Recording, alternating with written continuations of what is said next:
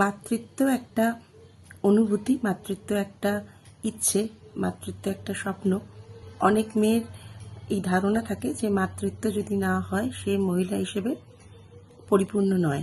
আমাদের বর্তমান লাইফস্টাইল মডিফিকেশনের জন্যই হোক, আমাদের কাজের চাপ এবং অন্যান্য নানা কারণেই হোক, গর্ভধারণের সমস্যা ধরা পড়ে এবং একটা প্রচলিত ধারণা আছে যে গর্ভধারণের সমস্যা বেশিরভাগ দায়ভাগটাই হয়তো একজন মহিলাকে বহন করতে হয়। কিন্তু ঘটনাচক্রে দেখা যায় যে বাচ্চা না আসতে পারাটার সমস্যা শুধুমাত্র মহিলা সঙ্গীটির নয়, পুরুষ সঙ্গী মহিলা সঙ্গী দুজনের ক্ষেত্রেই সমস্যা থাকতে পারে।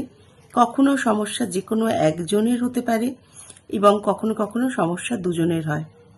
আইভিএফ হিসেবে আপনারা জানেন ইনভিট্রো ফার্টিলাইজেশন, যেটা সেই 1978-এ শুরু হয়েছিল লুইস ব্রাউনকে দিয়ে। সেরকম তারপরে তো প্রচুর এই কাজ হয়েছে এবং প্রচুর তার রেজাল্ট কিন্তু খুবই ভালো। এইটা ভাবার কারণ নেই যে আমরা আর মা হতে পারবো না, আমাদের এই সমস্যা রয়েছে বলে। ব্যয় সাপেক্ষ, এটা ঠিকই। এই পদ্ধতিগুলোর ঠিক একদম সাধারণ মানুষের, মধ্যবিত্ত মানুষদের যে খুব হাতের মধ্যে এরকম নয়।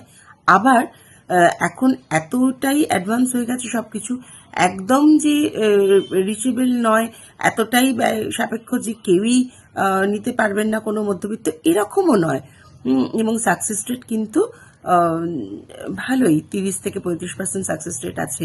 অতএব আশাহত হওয়ার জায়গা নেই। এবং যদি দেখা যায় যে এমন কোনো কারণ রয়েছে যেটা ট্রিটেবল নয়, তাহলে নিশ্চয়ই আমরা আইভিএফ করে নিয়ে একটা সুস্থ বাচ্চা পেতে পারি এবং বাবা মার মুখে হাসি আসতে পারে।